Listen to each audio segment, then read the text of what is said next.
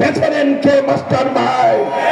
সুতরাং এখন নতুন করে যারা মাস্টার মাইন্ড দাবি করছেন তাদের আমরা বলতে চাই, সেই জুলাইতে আপনারা কোথায় ছিলেন?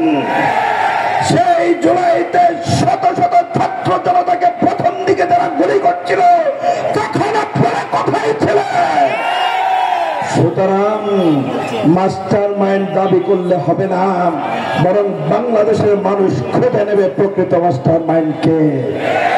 দ্বিতীয় বিষয়ে যেটি বলতে চাই, যারা নির্বাচন করছেন, ইসলামী আন্দোলন বাংলাদেশ জামাত ইসলামীও নির্বাচন চায়, কিন্তু মূল বিষয় হইল লেভেল প্লেইং ফিল্ড তৈরি না করে আবার যদি পুলিশ নিজে যদি ব্যালট বক্স যদি ছিনতাই করে, দলীয় বাহিনী যদি সেই ব্যালট বক্স ছিনতাই করে নিজেরাই যদি সিল মারা শুরু করে, এ ধরনের পরিস্থিতিকে আমরা আবার বাংলাদেশে দেখতে চাই।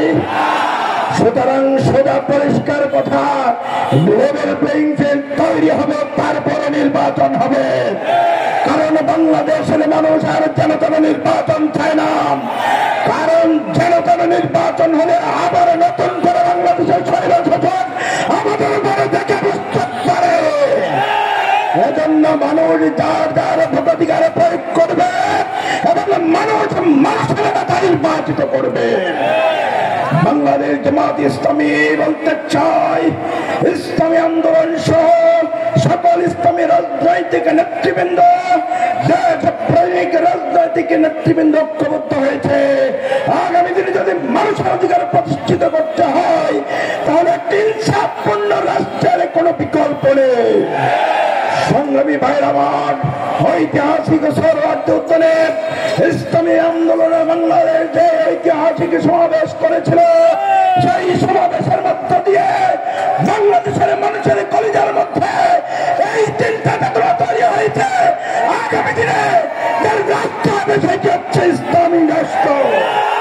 এবং আগামীকালকে বাংলাদেশ জামাত ইসলামের উদ্যোগে এক ঐতিহাসিক জাতীয় সমাবেশ সৌরবাদ্যে অনুষ্ঠিত হবে।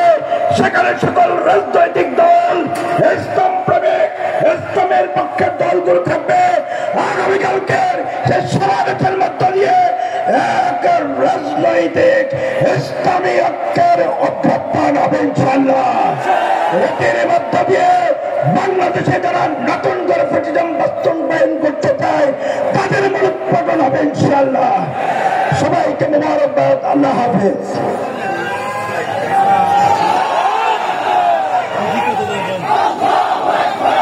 সংগ্রামে উপস্থিতি